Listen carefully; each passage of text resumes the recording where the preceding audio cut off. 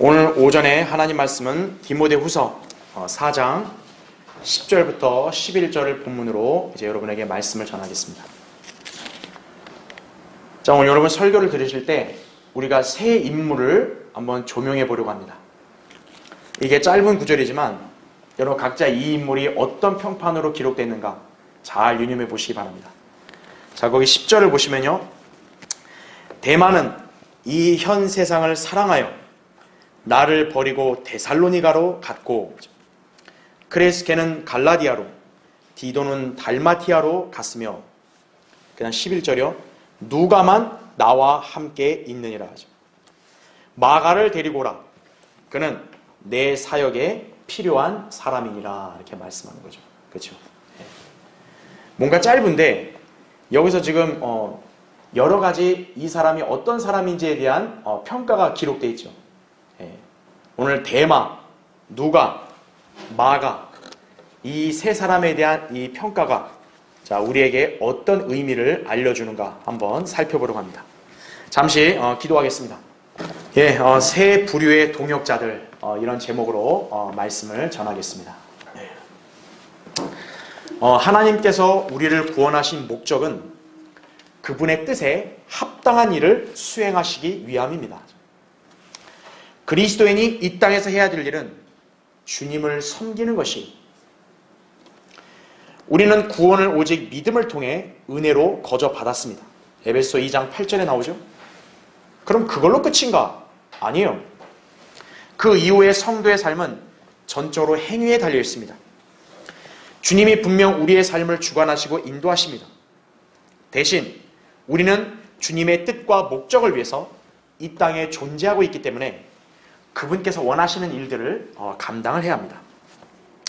따라서 여러분이 구원받은 것은 굉장히 중요하고 잘한 일이지만 이제는 진리를 안 성도로서 성경대로 살아야 하는 것이, 고린도서 5장 15절에 이렇게 말씀하죠. 그가 모든 사람을 위하여 죽으신 것은 산자들이 이제부터는 더 이상 자기들을 위하여 살지 않고 자신들을 위하여 죽었다가 다시 살아나신 그분을 위하여 살게 하려는 것이라, 이렇게 말씀하고 있는 거죠. 왜 주님께서 지상에 신약 교회를 세우신 것입니까? 주님은 구원받은 성도들을 세상으로부터 성별하여 이렇게 왜 바른 교회에 속하게 하신 것인가요? 바로 그분의 사역을 수행하게 하시기 위함입니다.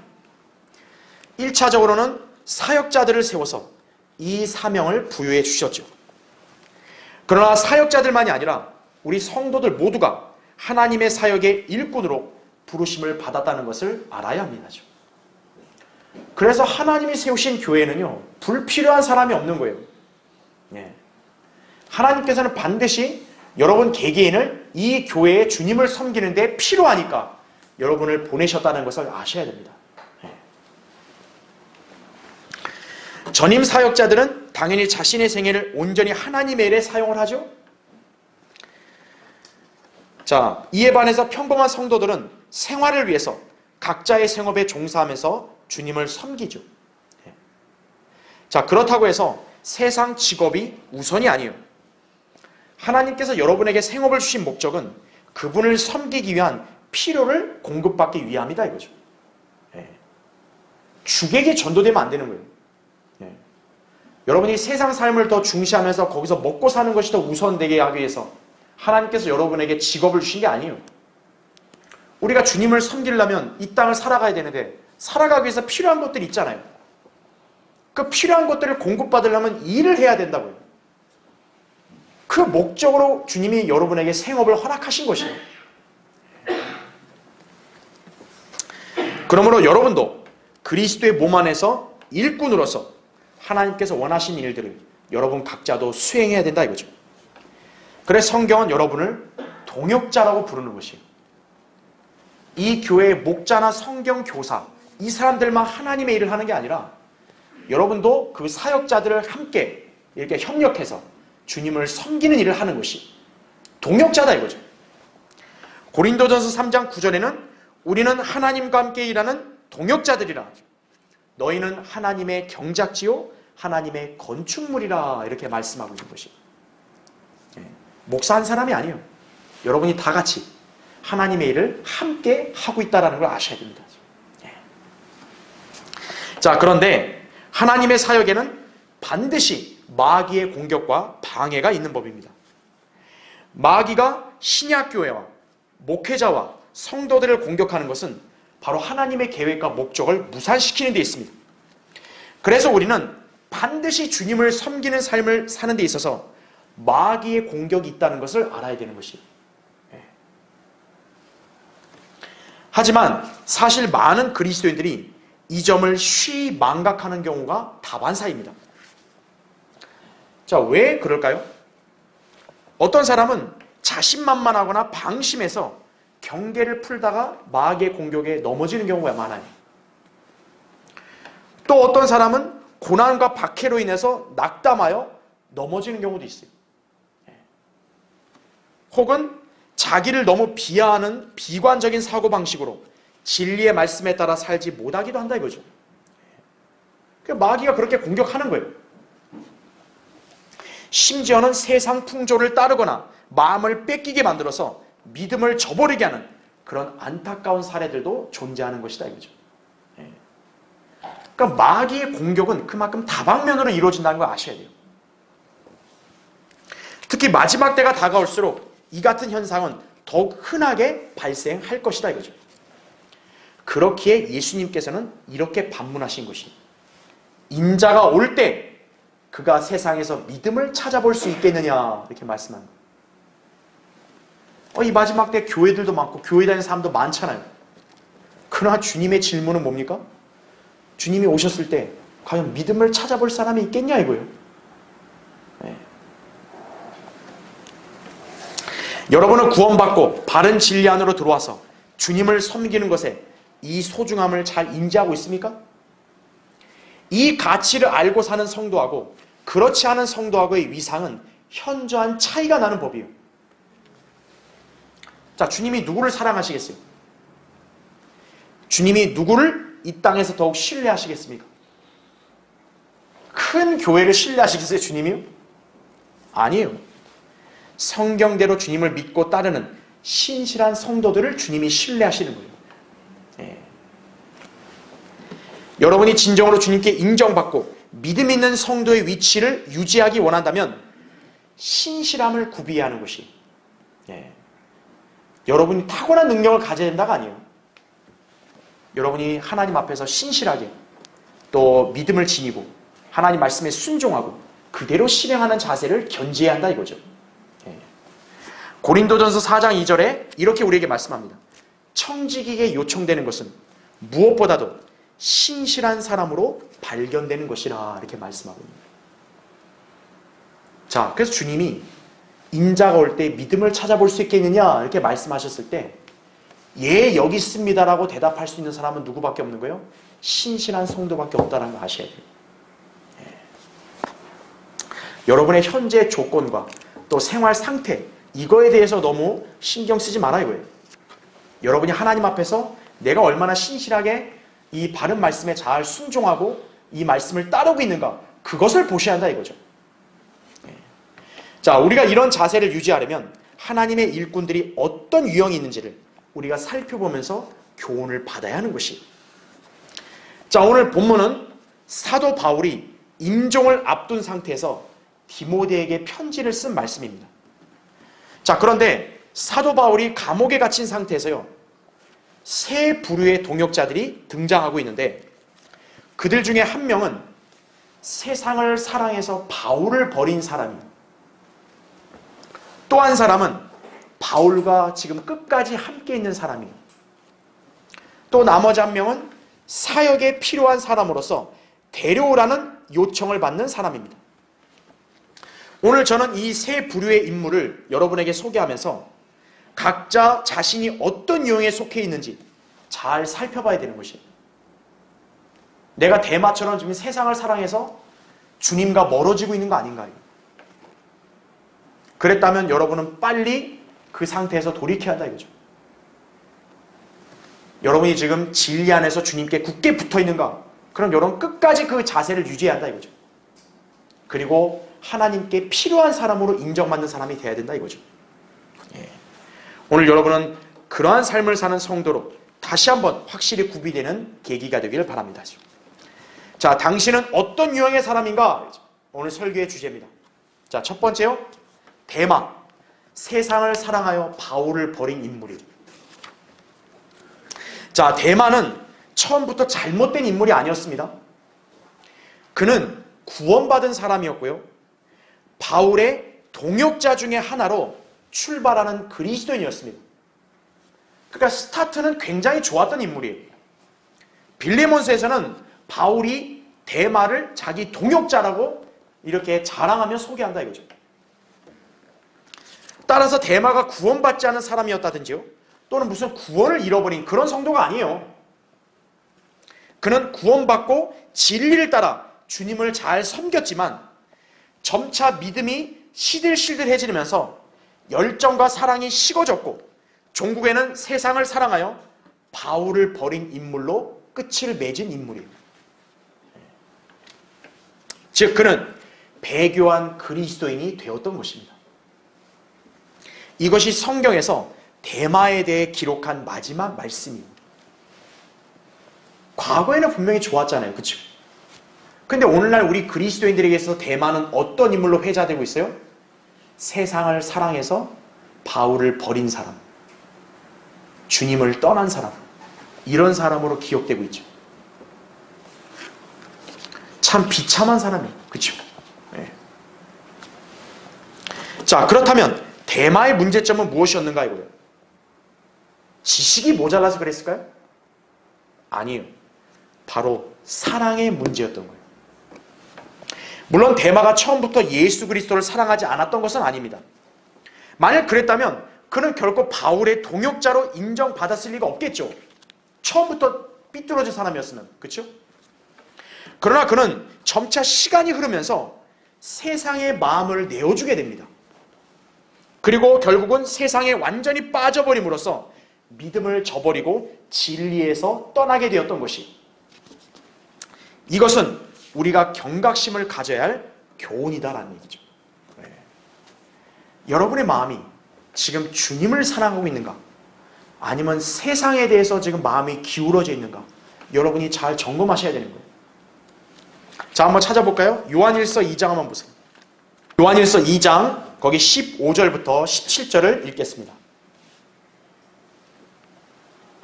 자, 거기 보시면 세상도 세상에 있는 것들도 사랑하지 말라 이렇게 말씀하죠.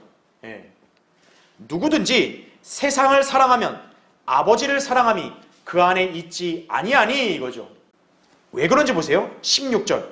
이는 세상에 있는 모든 것이 육신의 정욕과 안목의 정욕과 생의 자랑이요 아버지께 속한 것이 아니라 세상에 속한 것이기 때문이라. 그 다음에 17절 잘 보세요. 세상도 세상의 정욕도 사라지지만 하나님의 뜻을 행하는 자는 영원히 거하느니라 이렇게 말씀하고 있는 거죠. 신실한 성도와 세상은 나중에 운명이 판이하게 달라지는 것이에요. 어떤 성도들은 자신들이 세상을 살고 있기 때문에 마지못해 세상에 마음을 내줄 수밖에 없다는 변명을 할지도 모릅니다. 그러면서 세상과 동시에 하나님을 사랑할 수 있다고 착각을 하는 것이에요. 그러나 성경은 단호하게 이 세상을 악하다고 말씀하고 있습니다. 요한일서 5장 19절에 나옵니다. 또 갈라디아서 1장 4절에도 현 세상을 악하다고 규정하고 있는 거예요. 근데 성도가 악한 세상에 있으면 과연 하나님 보시기에 합당한 성도일까요? 그리고 야고보서 4장 4절에는 세상과 친구되는 자는 누구나 하나님의 원수가 되는 가는 자라고 단정을 하고 있다 이거죠. 그럼에도 자신이 구태여 아니라고 그렇게 우기면 성경이 잘못된 것인가요? 아니면 그 사람이 잘못된 것일까요? 여러분이 다 판단할 수 있다고요.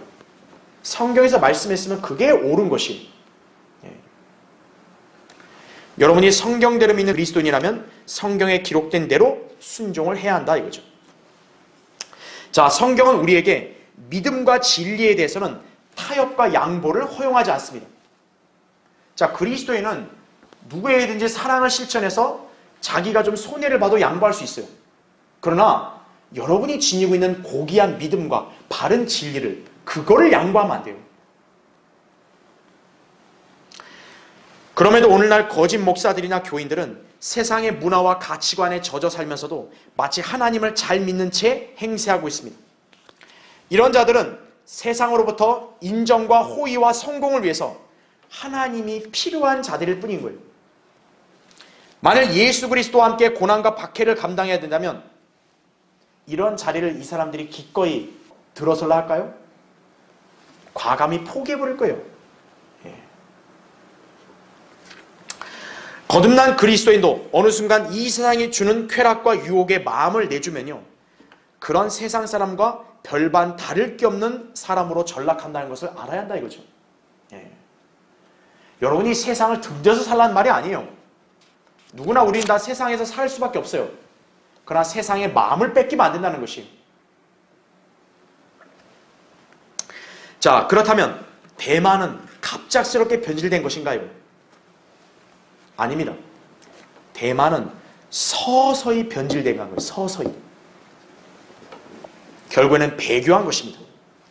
자, 대마가 있던 당대의 로마 제국, 여러분 한번 상상해 보세요.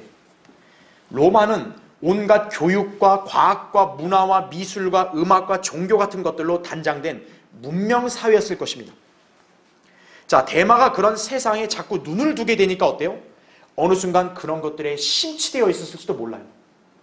왜냐하면 눈으로 볼 때는 화려하거든요, 그게. 이것은 마치 오늘날 그리스도인들이 TV, 인터넷, 스마트폰 등으로 세상의 화려한 문화와 오락에 심취한다든지 육신의 쾌락과 즐거움을 제공하는 온갖 사교 모임, 종교단체 등에 빠져버리는 것과 같은 것이다 이거죠. 사람이 눈이 가면요, 마음도 가는 거예요.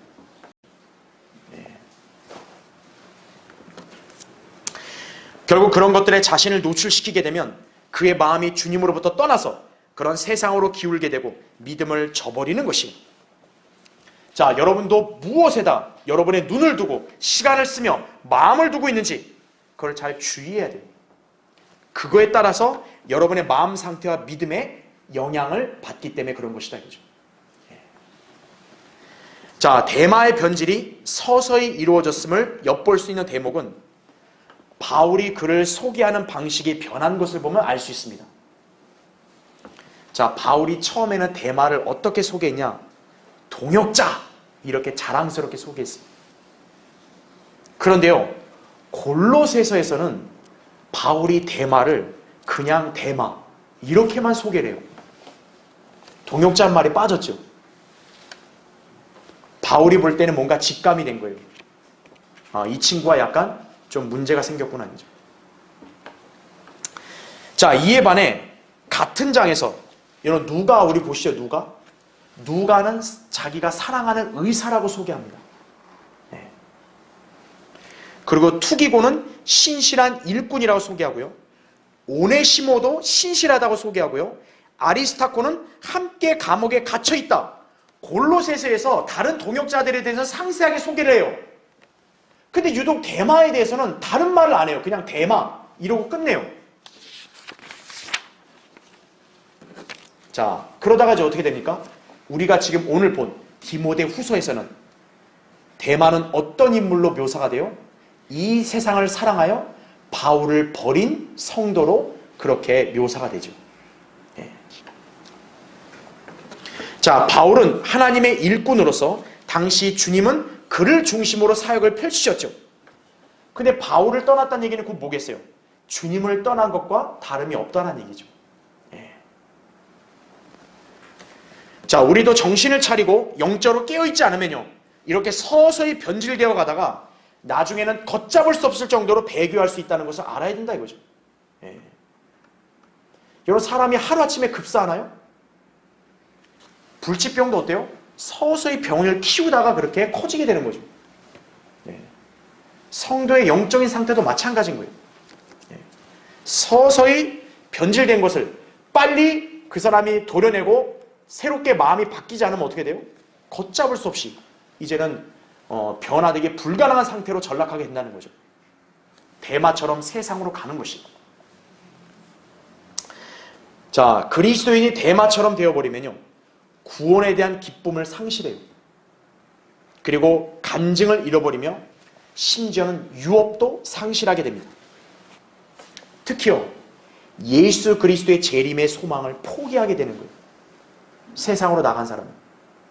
디도서 2장 13절에 이 복된 소망, 우리에게는 그게 얼마나 귀한 것이에요. 그렇죠? 그러나 진리를 저버리고 세상으로 나간 배교한 사람들은요, 이 재림에 관한 소망이 더욱더 확신 있게 다가오진 않아요. 오히려 그들에게 두려운 거죠. 왜요? 주님 만나보기가 부끄러운 거죠. 오히려 그 사람들은.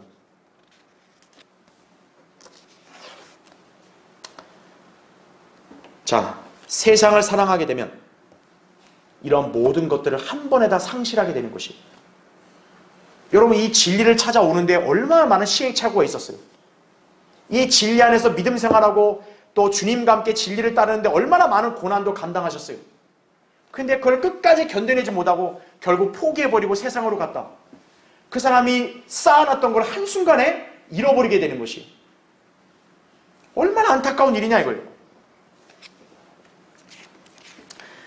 자, 그래서 바울은 우리에게 그리스도의 심판석에 대해서 주의 두려우심을 경고했던 것이 고린도서 5장 11절. 이제 우리는 세상에 속하지 않는다는 예수님의 말씀을 기억하고 세상으로부터 성별된 그런 하나님의 자녀로 살아야 할 것입니다. 요한복음 17장 16절에도 내가 세상에 속하지 아니한 것 같이 그들도 세상에 속하지 않사옵니다. 이렇게 말씀하십니다. 여러분이 그런 사람이 돼야죠. 그렇죠? 자, 당신은 어떤 유형의 사람인가? 두 번째요, 누가 끝까지 바울 곁에 있던 인물이에요. 우리 모두가 그런 사람이 돼야죠. 그렇죠? 자, 누가는 바울이 사랑하는 의사였습니다. 그는 성경에서 매우 신실한 동역자로 평가받고 있는 인물입니다. 왜냐하면 그는 바울의 임종 전에도 끝까지 그의 곁에 남아서 주님을 섬겼던 성도였기 때문입니다. 자, 세상에는 그리스도인이라 자처하는 교인들이 많지만 성경대로 그리스도인이라 불릴 수 있는 사람은 극소수입니다. 왜냐하면 그리스도인은요, 예수 그리스도와 함께 십자가를 질 수 있어야 하기 때문에 그러는 거예요. 누가복음 9장 23절에 이렇게 말씀합니다. 누구든지 나를 따라오려거든 자기를 부인하고 날마다 자기 십자가를 지고 나를 따르라, 이렇게 말씀합니다. 십자가는 고난의 상징입니다. 그 고난은 단순히 인생의 고통만을 뜻하지 않습니다. 때때로 예수 그리스도와 복음과 바른 성경을 위해서 비난과 조롱을 받을 수도 있다고요. 심지어는 박해도 받을 수 있습니다. 우리가 성경대로 이렇게 주님 믿고 섬길 때 어떤 자들은 우리에 대해서 굉장히 반대하고 우리 사역을 방해하는 사람들도 있다고요. 그렇죠? 바로 그게 왜 그런가 이거죠. 그리스도인으로서 고난을 당하고 있는 것이.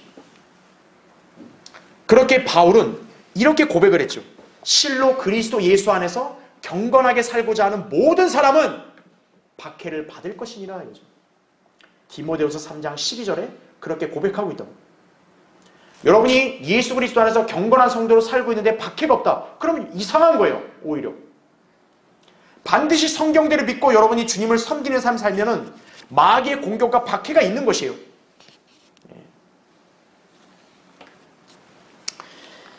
자, 하지만 이 바울의 이 말은 보통 사람이 수긍하기가 쉬운 게 아니죠. 그렇죠? 더군다나 세상에서 인정받는 직업을 가진 의사는 얼마나 세상의 이목을 중시하겠어요. 그렇죠? 여러분, 누가가 뭐 이렇게 가난하거나 어떤 별 볼 일 없는 처지에 있는 사람이 아니잖아요. 의사면 나름대로 세상에서 존경받는 지위를 가진 사람 아니겠어요? 그 사람이 예수 그리스도로 인해서 만약 손가락질과 눈총을 받는다고 생각해봐요. 견디기가 어렵죠. 그 사람 입장에서는. 그렇죠? 그런 의사가 바울의 이 고백에 동의한다는 건 거의 불가능할 것입니다. 자, 게다가 지금 바울은 어떤 상태예요? 감옥의 죄수로 갇혀있는 상태예요.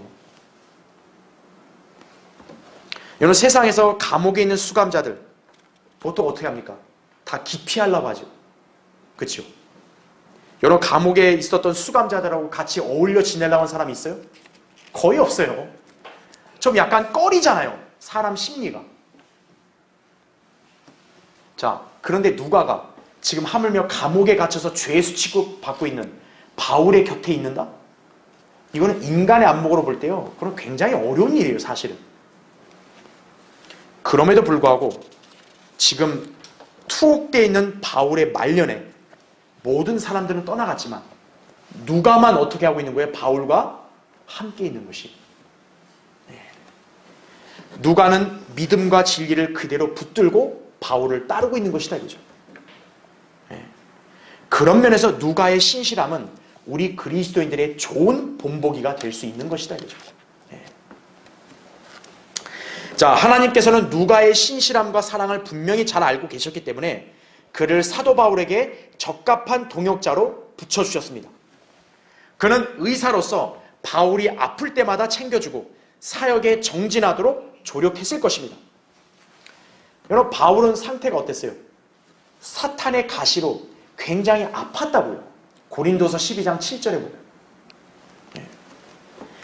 게다가 바울은 사역하는 내내 여러 차례 몽둥이로 맞기도 하고 그래서 몸이 성한 데도 없었을 거라고요. 그렇죠?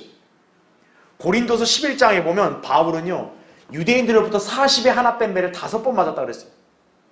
그러니까 39잖아요. 39를 5번 맞았다. 195대를 맞은 거예요. 몽둥이로. 또 3번 몽둥이로 또 맞았다고 별도로 또 그렇게 고백을 하죠. 여러분, 사람 몸이 그렇게 맞으면은 몸이 어디 뭐 성한 데가 있겠어요? 그런 사람에게는 의사의 치유 손길이 필요하겠죠. 그렇죠? 그러니까 하나님이 적합하게 붙여주신 거예요. 자, 사실 바울은 사도로서 치유의 은사와 표적이 있지 않습니까? 그렇죠? 고린도서 12장 12절 보면 사도들은 표적을 행할 수 있기 때문에 치유를 하잖아요. 그렇죠? 그런데 바울은 정작 의사인 누가를 대동하고 다녔다 이거죠. 왜 그럴까요? 바울은 자기가 병자도 치유하고 죽은 자도 살렸잖아요, 바울이. 근데 왜 바울이 자기 병에 대해서 의사를 대동하고 다녔냐? 자, 바울이 표적을 행한 것은 어디까지나 사도들이 활동하던 시대였기 때문에 그런 거예요. 다시 말하면 사도들의 시대가 끝나고 나선 어떤 거예요? 사도의 표적도 사라졌다라는 얘기죠.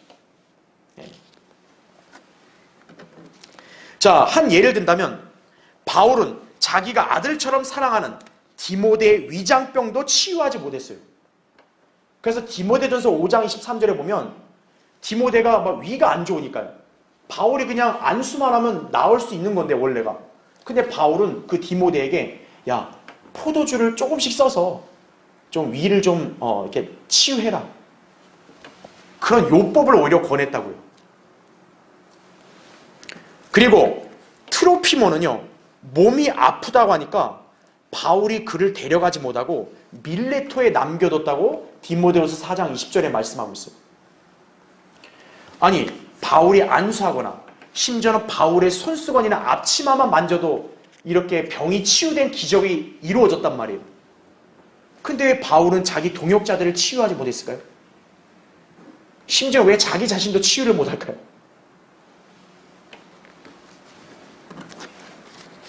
바로 왜 그러냐? 사도들의 표적이 행하는 시대가 끝났기 때문에 그러는 거예요. 그러므로 이 시대는 의술과 믿음의 결합으로 치유가 이루어지는 것이다라는 얘기죠. 그러니까 여러분은 올바른 분별력을 잘 가져야 돼요. 주님께서 우리를 기적적으로 치유해 주시는 게 분명히 있어요. 우리 그걸 믿어야죠. 그런데 사도들이 활동하던 시대처럼 그냥 초자연적으로 바로 즉각 치유되는 시대는 끝났다는 거죠. 이제는 의술과 믿음이 결합된 그런 시대에 우리가 살고 있다는 거 아셔야 돼요. 그러나 오늘날 은사주의 푼수들이나 순복음 거짓 목사들과 부흥사들이 스스로를 사도의 은사를 계승했다고 거짓말하면서 사람들을 속이고 있는 거예요. 그들은 치유의 은사라는 거짓 이적으로 무지한 사람들을 속여서 돈을 걷고 있는 거예요. 치유를 할 거면 그냥 해야지 돈을 걷어요. 앵벌이들이 따로 없다고요. 자, 만약 이 시대에도 사도의 치유의 은사가 여전히 역사한다고 쳐요. 그러면 그 사람들은 어디를 가야 돼요, 지금? 교회 건물에 있지 말고 병원을 돌아야 될 거 아니에요. 그렇죠? 우리나라 몇 년 전에 코로나로 지금 팬데믹이 일어났었잖아요.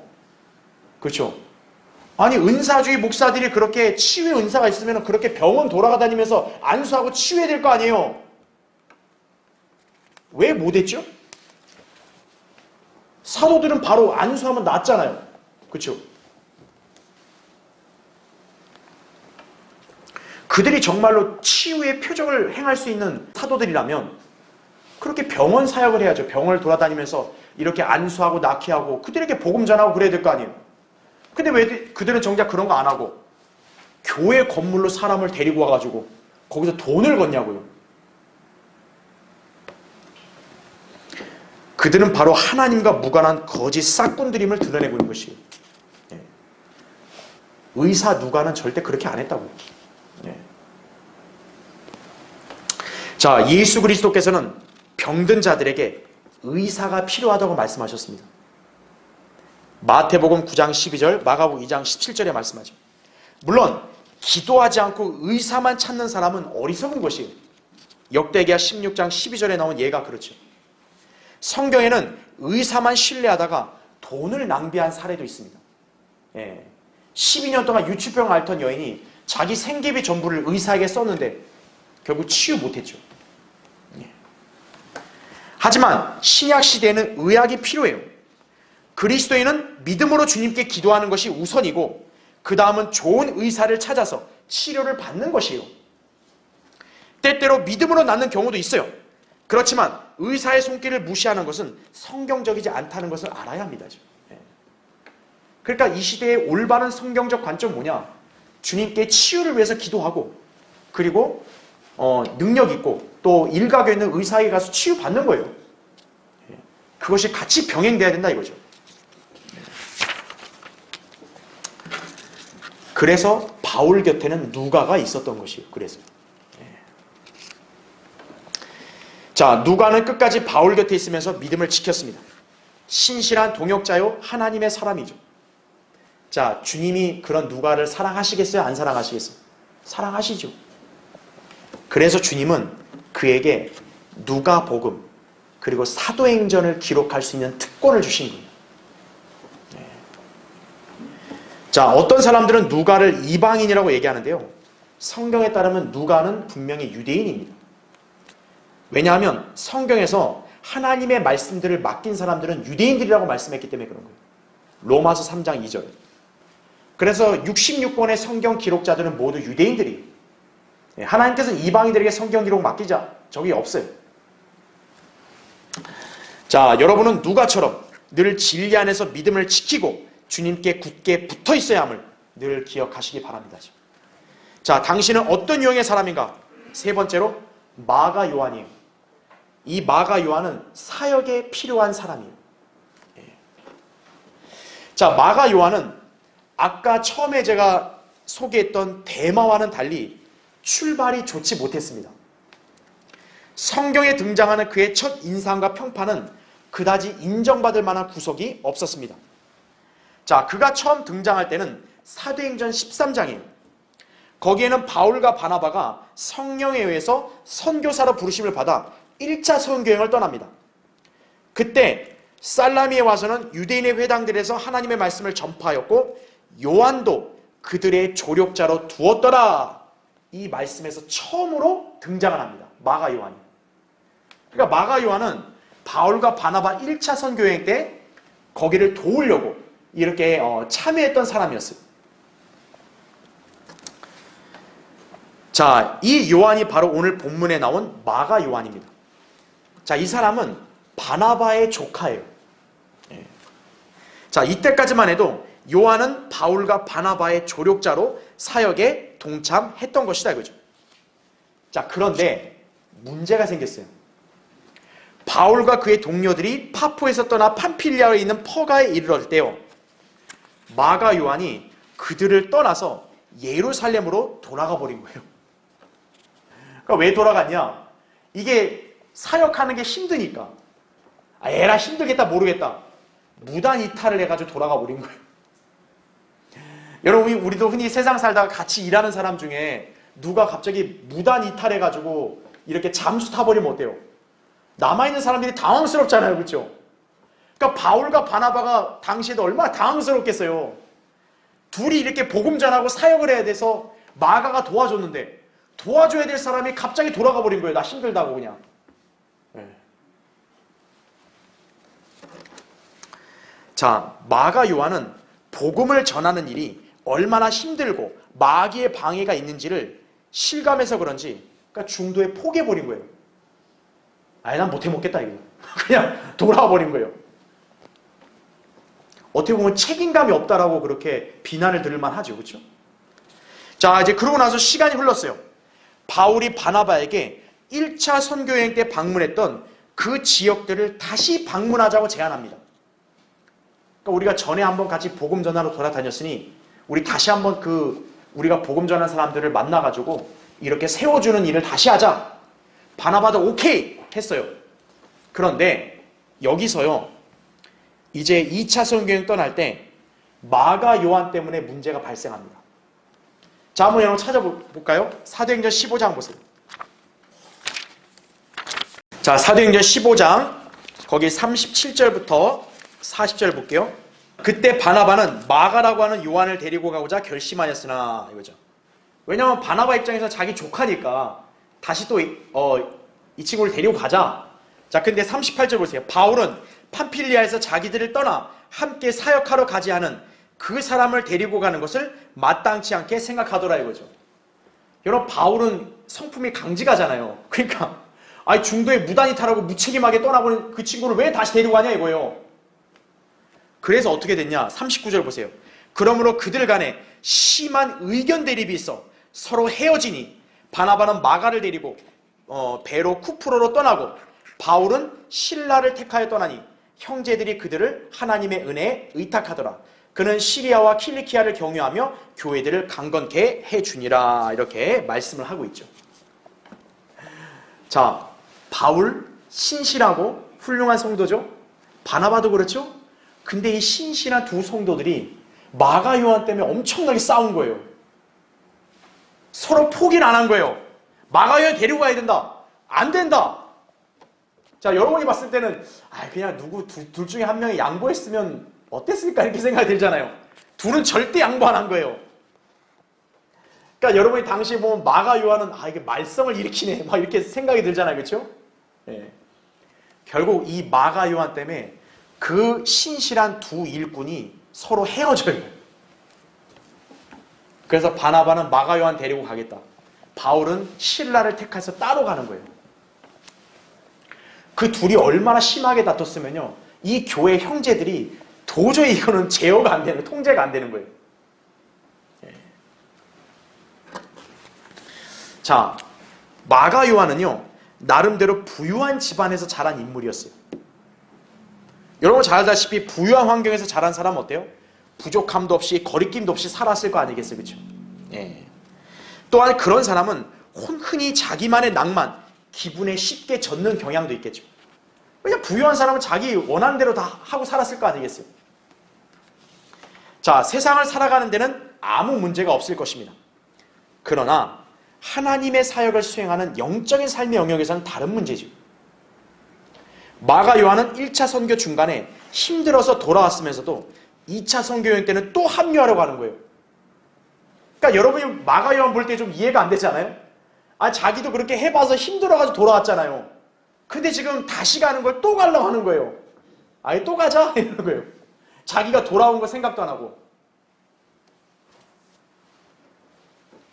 자, 우리가 바울의 성정을 안다면 그런 자세를 결코 용납하지 않았을 것이에요. 그렇죠? 그러다 보니 성령 충만한 바울과 바나바가 심하게 다투고 종국에는 둘이 분리하여서 각각 사역을 수행했다는 거죠. 그러니까 마가 요한은 어때요? 지금 첫 인상과 평판을 봤을 때는 그다지 좋은 인물 같지 않잖아요.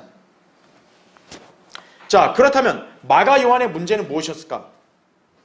이 사람이 구원받지 않았다거나 무슨 교리적으로 잘못되어 있던 것이 아니었어요. 마가 요한의 문제는 뭐냐면 바울처럼 궁핍함과 비천함을 배우지 못했던 거예요.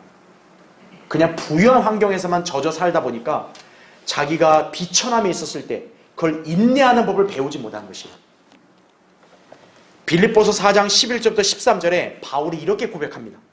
내가 궁핍함으로 말하는 것이 아니니 이는 내가 어떤 처지에서도 스스로 만족하는 법을 배웠기 때문이라.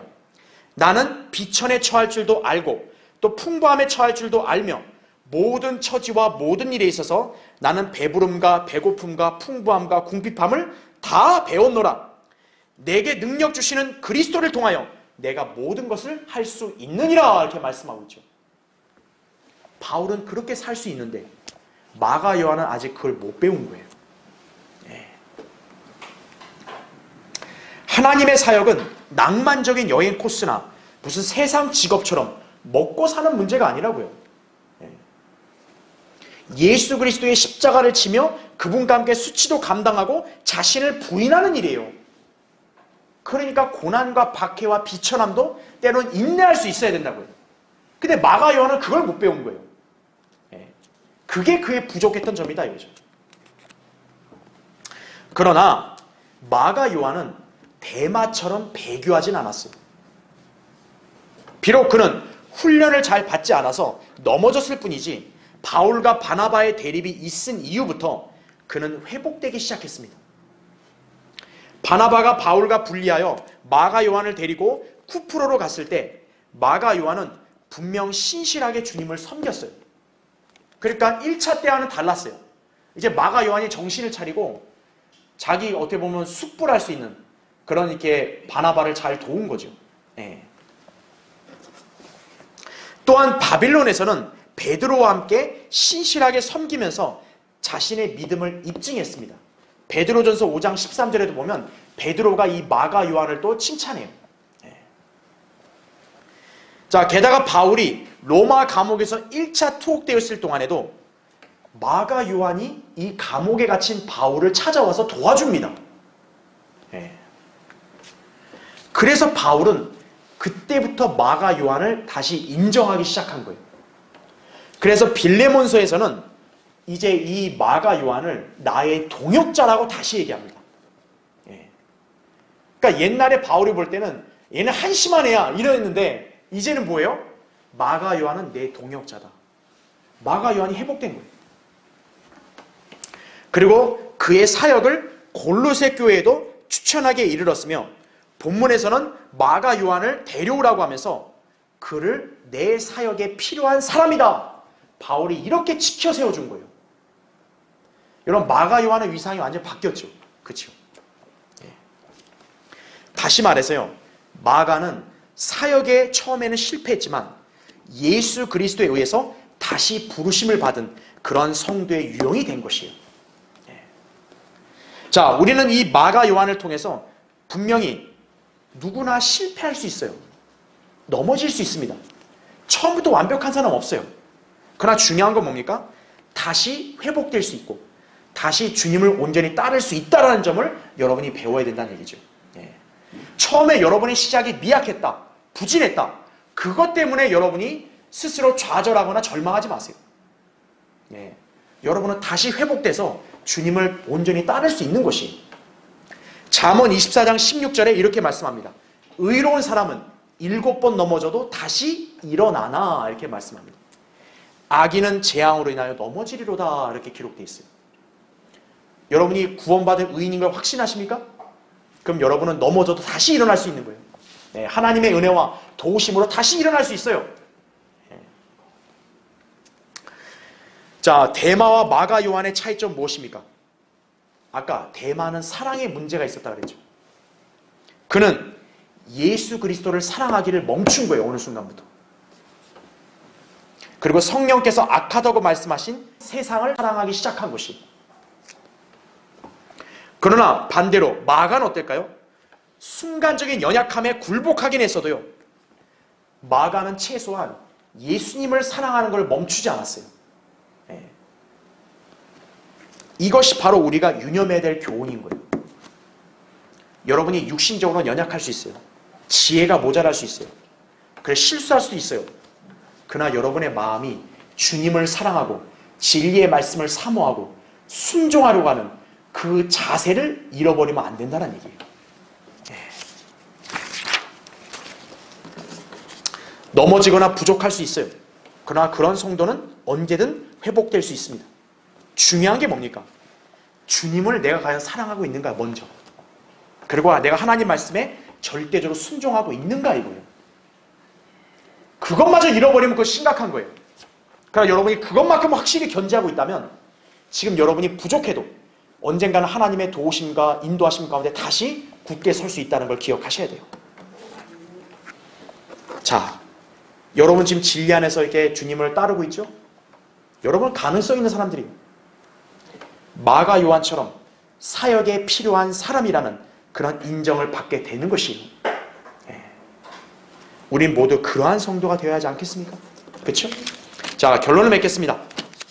자, 그럼 마태복음 21장 한번 찾아보십시오. 마태복음 21장. 여기 28절부터 31절 읽겠습니다.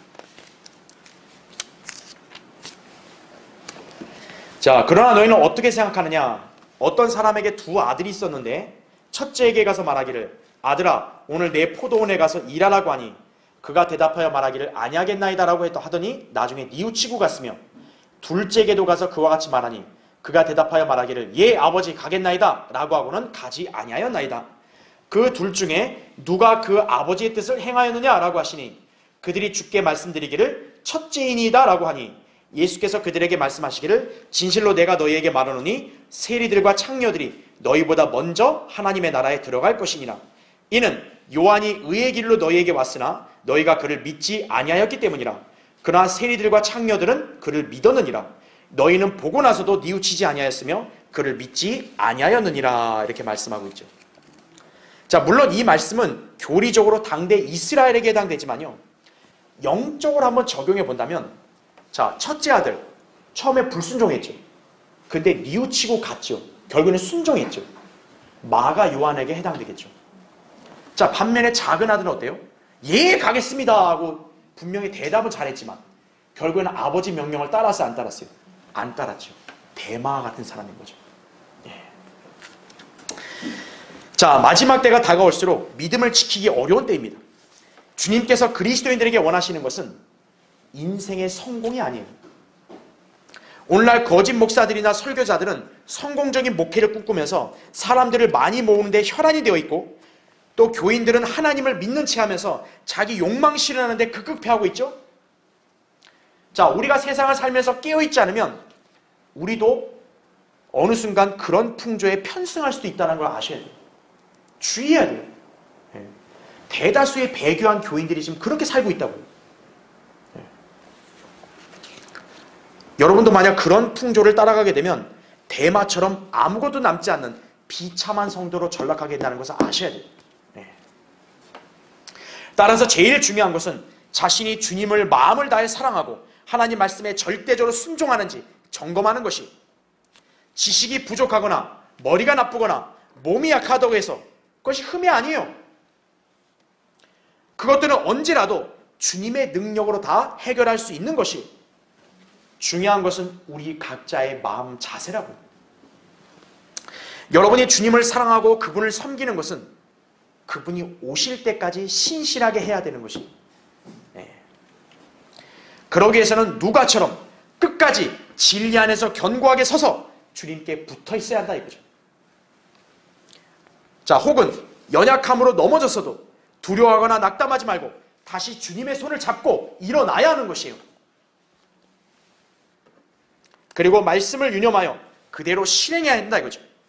이것이 바로 성경대로 믿는 그리스도인의 태도인 것이, 여러분이 주님을 사랑한다면, 그리고 여러분이 진리에 순종한다면 누가처럼 끝까지 믿음을 지키십시오. 마가 요한처럼 사역에 필요한 사람으로 인정받으십시오. 그게 하나님께서 바로 신뢰하는 성도인 것이에요.